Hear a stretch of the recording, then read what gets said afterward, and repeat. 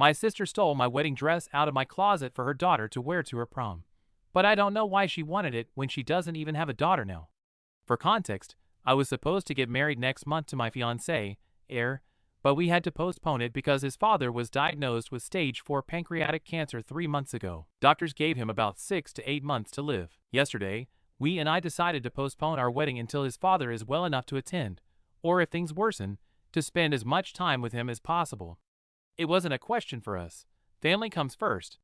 We could have gotten married sooner, but my father-in-law's condition worsened rapidly. I work in event planning, and over the years I've collected several formal dresses for different occasions. I keep them all in my closet, each in a garment bag for protection. My wedding dress is in a special white bag with gold lettering that says, Bride's Dream. It's pretty obvious it's a wedding dress bag. Last week, Clarissa called me to ask if she could borrow one of my dresses for her prom, which is this weekend. Apparently my sister Jenny had been putting off taking her shopping, and now they were running out of time. I told him, of course, he could borrow one, and to come by Tuesday afternoon to see what I had. On Tuesday, Jenny and Clarissa arrived while I was in the middle of an important call with a client. The call had already lasted 20 minutes longer than expected, and I couldn't finish it. I signaled them to come up to my room and find a dress that would fit them. I trusted them completely. They've come to my house many times, and I've never had any problems with them. When the call finally ended about 30 minutes later, I went to the kitchen to get some water. It was then that I noticed my cat had somehow knocked over a 3-kilogram bag of flour that was on the table. There was flour everywhere, on the countertops, all over the floor, and paw prints all over the kitchen. While I was still trying to clean up the mess, Jenny and Clarissa came downstairs. Clarissa was holding a black garment bag, and they told me they'd found a dress. I was so busy with the flour mess that I didn't walk them out, so I just told them I'd see them at the dance for the pictures. They left, and I spent the next hour cleaning the kitchen. After finishing up the flour mess, I went upstairs to see which dress Clarissa had chosen. I walked into my closet and immediately noticed something wasn't right with my wedding dress bag. It wasn't completely closed. I opened it and saw that my wedding dress was gone. I frantically searched my closet, thinking maybe it had been moved, but then I realized what had happened. They'd taken my wedding dress and put it in a black bag to hide the fact they were carrying it. I was furious. I called Jenny immediately, but she didn't answer. I sent her a text message, but she didn't respond. Without a second thought, I grabbed the keys and drove to her house, which was about 20 minutes away. When I arrived, I knocked on the door. Jenny answered, surprised to see me. I asked to see the dress Clarissa had taken. Jenny hesitated, but called Clarissa to come down. When I saw Clarissa wearing my wedding dress, I nearly lost my mind. I told them it was my wedding dress, and I couldn't wear it. At first, they tried to act like they didn't know it was my wedding dress, but that was nonsense because Jenny was with me when I bought it and during the fittings. When they realized I wasn't believing their lie, they changed their story. Jenny said it was the only dress Clarissa liked, and that they didn't think it was a big deal since the wedding had been postponed anyway. Jenny also stated that it didn't really look like a wedding dress. It is, though not in the traditional sense, a champagne-colored gown with a lace corset and layers of tulle. The bag is a big clue though. They also said they would have returned it right after the dance. I was so angry I couldn't even speak. I just held out my hand and waited for Clarissa to give me back my dress. Clarissa started crying and screaming that I was ruining her dance. She said she'd already told her date about her dress colors and had called the florist for a matching color. I thought it was strange because they'd only taken the dress an hour before she arrived at her house. How did she have time to do all that? It made me think this was all planned before they even came to my house. I grabbed my dress and left without another word. When I got home, Jenny started texting me every single message she could think of, telling me Clarissa was so upset she didn't even want to go to the dance. Part of me wondered if I should have explicitly told them not to take the wedding dress. But come on, it was in a bag with Bridal Dream written on it. It should have been obvious it was off limits. I've been trying to gather my thoughts to talk to Jenny, but I'm still too angry. What makes this whole situation even more frustrating is that I was planning to be at Clarissa's pre-prom shoot this weekend. I realize now that if I hadn't discovered the missing dress until then, I would have been in the awkward position of either causing a scene at the pre-prom or letting them get away with it. I texted both of them telling them I didn't appreciate what they did, and that neither of them was welcome in my home, nor could they borrow anything until they sincerely apologized. I then called Air and told him what had happened. He was furious too, especially because he would have seen the dress before our wedding if they had gone through with their plan, and he's a bit superstitious. and I jointly decided that Ginny would no longer be invited to our wedding. She has a history of inappropriate behavior at family events, like the time she wore a white lace dress to my brother's wedding. We don't need that kind of drama on our day. That same night, I received a text from Clarissa asking to talk alone without her mother. The next day, we arranged to meet for coffee at my house in the afternoon. I was cautiously hopeful that he wanted to make amends, but I was also prepared to stand my ground if this was just another attempt to get me to lend him a dress. For some context, Ginny has always been what I would call entitled. She became pregnant with Clarissa after a one-night stand when she was 24, and the father wasn't present. She raised Clarissa as a single mother, going through a series of boyfriends who never stayed long-term. Ginny has told me before that she feels Clarissa stole her youth, which is a terrible thing to say about your child. Ginny seems to think the world owes her something for having had a difficult life. I respect the challenge of raising a child alone. It's not easy, but over the years, she's become increasingly resentful of anyone who seems to have an easier life than her, including me. As for Clarissa, I've always tried to be there for her. We spend time together, and I try to be someone she can talk to.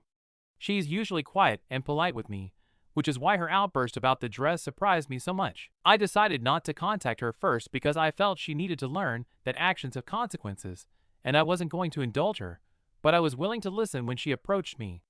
Now we'll meet to talk, and I'll let you know how it went. Update 1.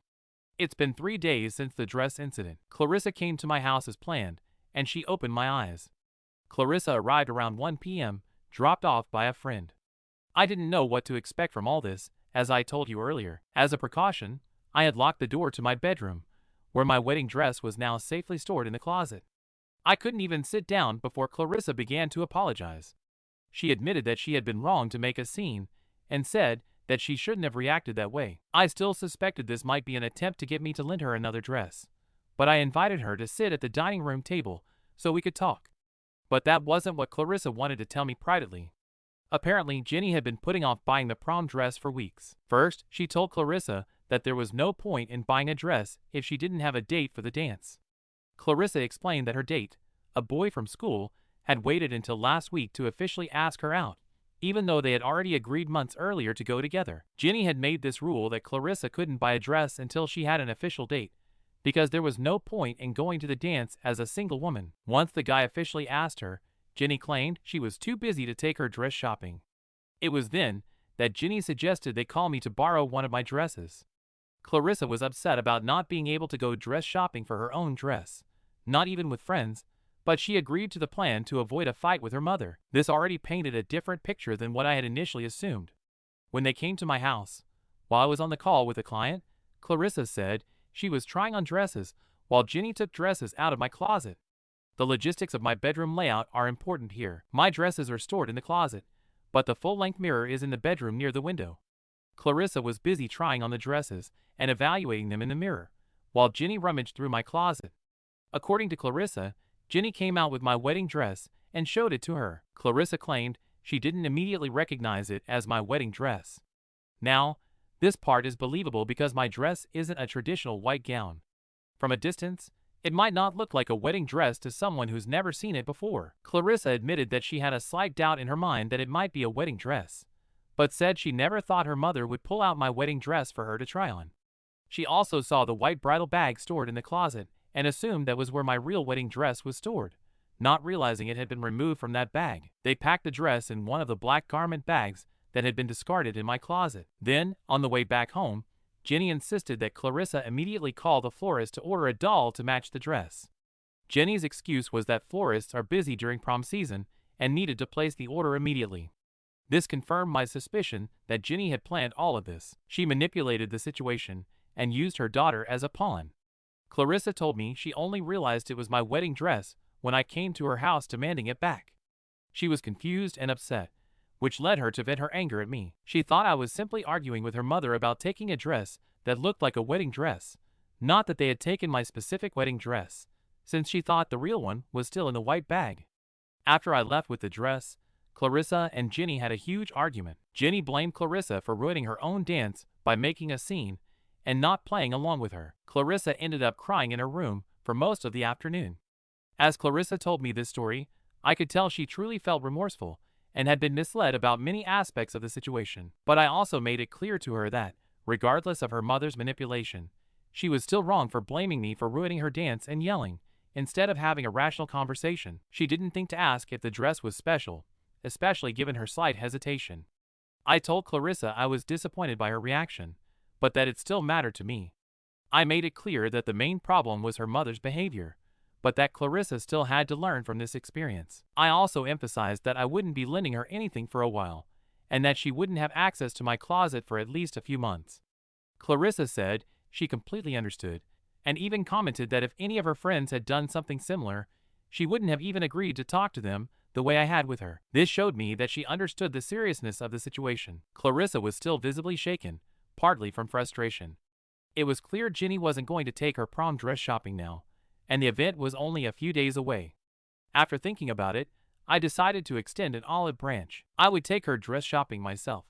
We went to a mall that afternoon, and Clarissa found a beautiful midnight blue dress that fit her perfectly. Plus, it matched the flower preferences she'd already given the florist. However, I made it clear that this wasn't a gift. I offered to pay for the dress as a loan with specific conditions. Clarissa would have to return 75% of the cost to me before my rescheduled wedding. She would pay me a quarter of her monthly salary from her part-time job until everything was paid. She would also help with all the floral arrangements for my wedding, since I'm doing them myself. Clarissa happily agreed to these terms, and we ended up spending a pleasant afternoon shopping and talking. I also told her that although her mother was no longer invited to my wedding, she was still welcome. I explained that her help with the floral arrangements would not only give me extra hands, but would also provide her with some constructive time away from her mother. Clarissa mentioned that she'll be starting college in the city this summer, which I think will be good for her. The distance from her mother will give her some freedom and space to grow and become her own person. As for Jenny, I haven't heard directly from her, but according to what Clarissa told me, she's still angry and blaming me. I intend to stay away from her for the foreseeable future. Update 2. I hope you'd like an update on my story, as a lot has happened in 3 weeks. First, Clarissa went to her prom in the midnight blue dress we bought, and from the photos I've seen, she looked beautiful. I wasn't at the pre-prom shoot as originally planned. Clarissa told me that Ginny made a big deal about me not being welcome after what happened. That was fine with me, since I wasn't looking forward to seeing Ginny either. Clarissa has been coming to my house twice a week to practice arranging flowers for the wedding. She's actually quite talented at this, and we've gotten along very well. This has given us time to talk more openly about her relationship with her mother. According to Clarissa, Ginny has begun telling family members a completely different version of what happened. She's saying I overreacted over a simple dress, and that I'm trying to push Clarissa away from her. She's also been saying that I'm jealous of the mother-daughter relationship, and that's why I spend so much time with Clarissa. None of this is true. Of course, I've been careful not to speak badly about Ginny to Clarissa, despite how I feel about her. I simply listen when Clarissa wants to talk and offer advice when she asks. Last week, things took an unexpected turn. Ginny showed up at my house unannounced while Clarissa was there working on the flower arrangements. She started banging on the door, demanding to speak to Clarissa. When I opened the door, I knew Ginny had been drinking. She pushed me into the house and started yelling at Clarissa for betraying her by spending time with me, because she claimed she sacrificed so much of her life to raise her, and this was how she repaid her. I asked Ginny to leave, telling her she wasn't welcome in my house, especially with that smell of alcohol, until she apologized for taking my wedding dress. This enraged her even more. She started yelling about how I was trying to steal her daughter, and how I always had to have everything perfect in my life while she struggled. When I remained calm and again asked her to leave, she knocked over one of the flower arrangements Clarissa and I were working on. At that point, I told her that if she didn't leave immediately, I would call the police. Clarissa was crying, begging her mother to stop. Finally, Ginny stormed off, but not before warning Clarissa that there would be consequences when she got home. I was worried for Clarissa's safety, so I offered to let her stay with me for a few days. She agreed, and we went to her house when we knew Ginny would be at work to pick up some of her things. When we arrived at her house, we discovered that Ginny had cut up her blue prom dress in a fit of rage. Clarissa was devastated, not only by the dress, but by the realization of how vindictive her mother could be. I had already worn the dress, but it was a lovely dress that I could have worn to my wedding or another event. She gathered what I needed for school and work, and we returned to my house. She came over last night, and after discussing the situation, we agreed that Clarissa could stay with us until she moves into her college dorm in 6 weeks. Air's father's health condition has improved somewhat with the new treatment he's receiving, so we're cautiously optimistic. We've rescheduled our wedding for the fall, hoping he'll be well enough to attend. I called my parents to let them know what was happening with Clarissa staying with us. My mom wasn't surprised by Jenny's behavior. They know how Jenny can be, but the family has generally ignored her or made excuses for her because she's a single mother. Jenny has been constantly texting and calling Clarissa, telling her the things she said when she came here or asking her to come back. It's clear to me that Jenny has serious issues she needs to resolve, but she doesn't seem to be taking the right steps to resolve them. Despite all this drama, Clarissa has been keeping up with her studies, her part-time job, and her commitment to helping with the floral arrangements for my wedding. She's also been sending me money from her paycheck, as agreed, for the dress, even though Jenny destroyed it. I told her she didn't need to pay me back, but she insists. She says it's a matter of principle and keeping her word. I'm proud of how Clarissa is handling all of this, and I hope her mother's behavior doesn't hurt her too much. Update 3. It's been almost 2 months since my last update, and I wanted to share how things have progressed. Clarissa moved into her college dorm 3 weeks ago, and the transition has been good for her. I think the change has been helpful in the sense that it's helped her decompress from being here. He still comes in once a week to work on wedding preparations, and our relationship has grown stronger through all of this. Jenny finally reached out to me directly about a month ago. She wanted to meet for coffee and clear the air. I agreed, hoping she'd be ready to apologize and make amends. Unfortunately, that wasn't what happened. When we met, Jenny spent the first 20 minutes explaining why she was justified in taking my wedding dress for Clarissa. It was a rehearsed monologue about why she was right and the universe was wrong. Her reasoning was that since the wedding had been postponed indefinitely, it wasn't a big deal. She even went so far as to say that if the wedding did happen, I might gain weight, and it wouldn't be useful to me anymore, so I probably wouldn't need it in the future. That was a big misstep for her. Now we have an October date. The dress is just there, and I'll be able to wear it. I listened to her entire speech without interrupting her. When she finished, I simply asked if she had come to apologize. She looked surprised and said she thought I would be the one to apologize for overreacting and for having pushed Clarissa away from her. At that moment, I realized I wasn't going to be able to reach an understanding with her. I told her I was disappointed that, after all this time, she still couldn't admit that taking my wedding dress without permission was wrong. Among other things, I told her that I hadn't taken Clarissa away from her, that Jenny had done that on her own after seeing the kind of mother I had. As for yesterday's father, his condition has improved significantly with the new treatment. The doctors are cautiously optimistic that he will be able to attend our wedding in October. Yesterday and I are delighted, and we have resumed planning with renewed enthusiasm. Clarissa has been a tremendous help with the wedding preparations. She's finished all the bouquets and flowers, and now we're working on the centerpieces. She has a real talent for floral design, and I've encouraged her to consider this as a possible career option. He's also paid more than half of what he owed me for the prom dress, even though I've told him several times that he doesn't need to. The rest of my family has had mixed reactions to everything that's happened. My parents support my decision to distance myself from Jenny, but they're still trying to maintain a relationship with her. My brother, who experienced Jenny's inappropriate behavior at his own wedding, is firmly on my side and has also limited his contact with her. Jenny continues to contact Clarissa regularly, alternating between blaming her and apologizing. Clarissa has set some boundaries with her mother, taking calls only once a week. It's been difficult for Clarissa, but she recognizes that her mother's behavior is toxic and that she needs to protect herself. As for me, I've decided to keep Jenny out of my life for the foreseeable future. I won't invite her to my wedding or any other important events. In hindsight, the dress incident ended up being a catalyst for some necessary changes in our family dynamic. Clarissa is flourishing in her newfound independence, and I look forward to celebrating my wedding with the people who truly support and care about me. Update 4. I consider this my final update, although life always throws new things your way. But I consider it a finale because in these past few months I got married, and life moved on away from Jenny. Yes, to start the update, I can now say I'm married. The wedding was a dream, thanks in large part to Clarissa's floral arrangements. People praised them, and Clarissa was very proud of her work. She doesn't plan to pursue a career related to this, but I think she'll eventually do well in whatever she pursues. You know, they always say that how you do the little things is how you'll do the rest. And I think Clarissa has that level of attention to detail and perseverance that will allow her to succeed in other areas. And yes, she's finished paying for her dress. That was something personal to her. When she gave me the last bit of money, she said something that will stay with me forever.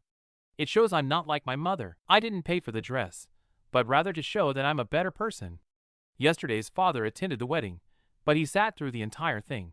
But given his condition, it was understandable. A month and a half after the wedding, he passed away, and it was devastating for yesterday.